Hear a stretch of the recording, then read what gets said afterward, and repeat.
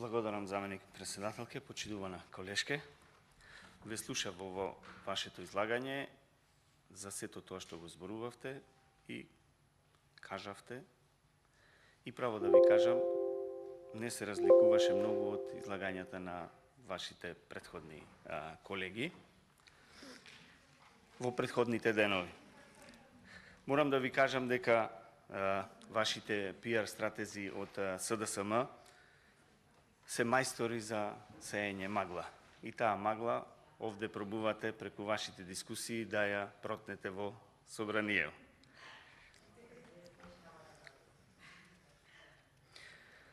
Добро кажавте дека треба да се запрашате како да го презентирате овој буџет, затоа што вешто манипулирате со бројките и од една катастрофална состојба во која се наоѓа Република Македонија сакате да прикажете дека кај нас се средено, економијата ни е напред, здравството ни е нели бесплатно на европско ниво, странските инвестиции се на завидно ниво, на што би ни завиделе нашите соседи, капиталните проекти се реализираат и така натаму, да не набројувам.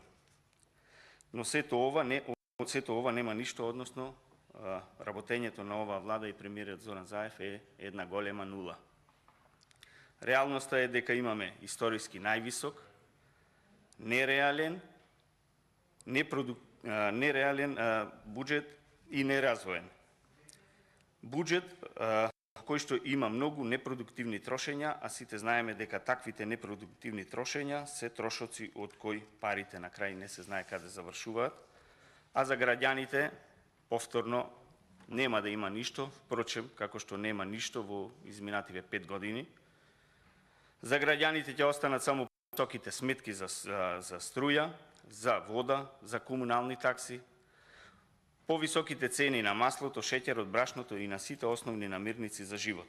Сите ние плаќаме неспособноста на оваа влада, преку ова што погоре го спомнав. А плюс на сето ова, во овој буџет владата планира да го зголеми приходот од казни за 9,5% или да собере од народот дополнителни 195 милиони денари.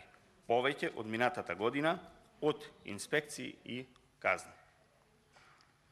Го имаме најголемиот буџет во историјата на Република Македонија во износ од 4,4 милиарди евра и овој буџет е петти буџет што планира да го троши оваа влада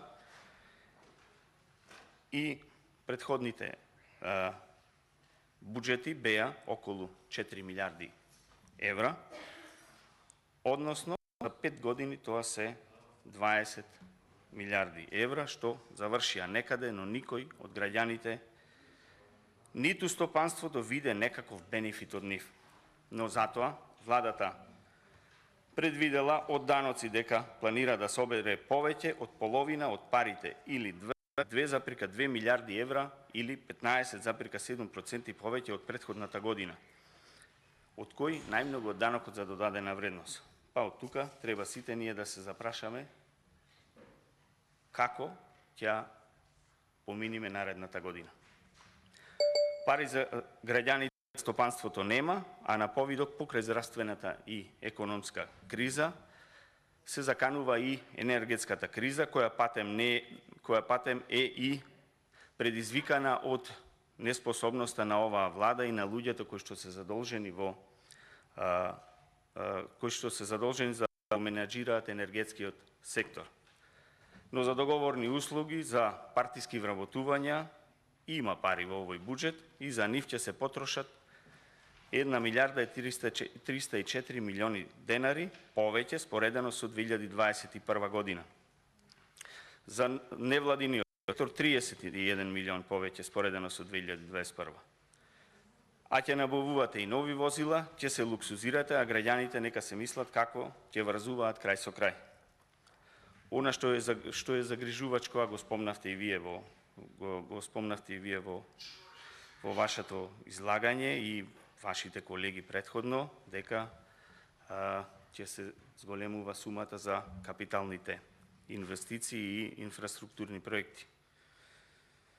Но Сето тоа е само предвидување, бидејќи како и секоја година проектираме во буџет одредени средства, така и оваа година гледаме дека за 2022 се планира за инфраструктура да се вложат 615 милиони евра, што вистина представува една добра бројка, но за жал, како и сите претходни години, така и наредната година овие средства или ќе се пренаменат понатака, или реализацијата на буџетот во тој дел ќе биде слаба и повторно ништо нема да се направи. Започнатите инфраструктурни проекти ќе останат на ниво од 2017 година, кога ја презедовте власта, и од тогаш ништо немате направено. Само предвидувате и ветувате, а од реализација 5-та година нема ништо.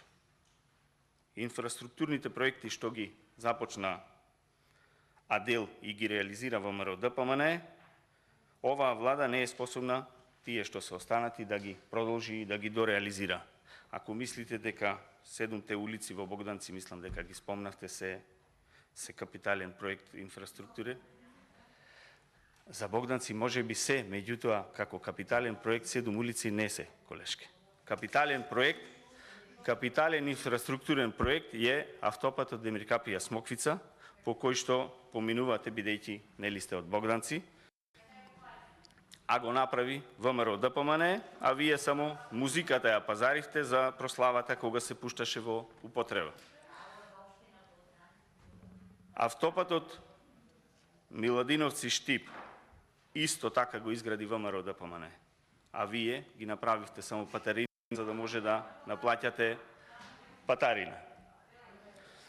Автопатот Кичево Охрид, ВМРО ДПМН го изгради 50%. По тој автопат јас секојдневно поминувам и него најдобро го знам, и тоа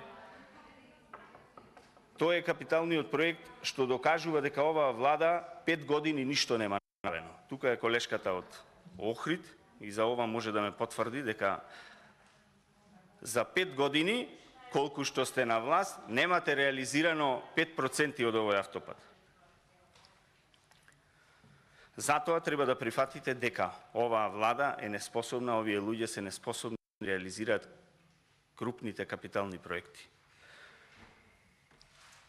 Затоа треба да побарате помош, ние сме тука, ви стоиме на располагање, ќе ви помогнеме, ќе го изградиме колешке тој автопат и граѓаните на Охрид и на Струга да добијат еднаш за секогаш еден модерен автопат по кој што ние секојдневно ќе патуваме, а не да остане 5 години рушевина и секојдневно да се случуваат сообраќајки, луѓето да губат животи за неспособноста на владата.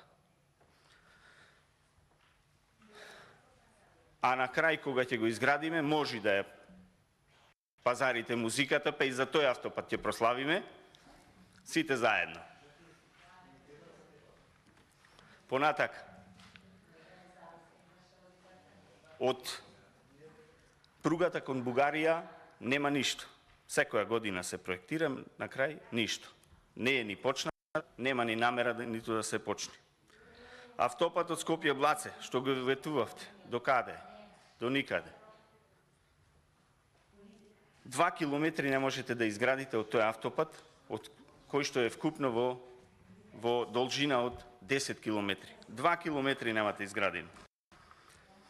Кажете ми еден капитален инфраструктурен проект што во овие 5 години што е комплетно ваш, од проектирање до обезбедување на средства до реализација. Нема таков. Нема таков. И тие што беа започнати капитални проекти се оставени. Нема.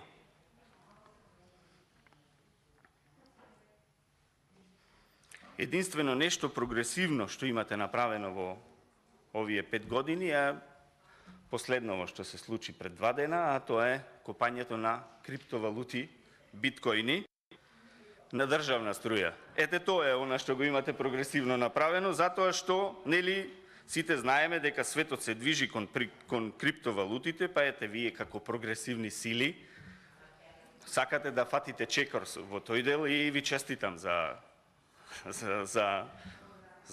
тоа прогресивно достигнување.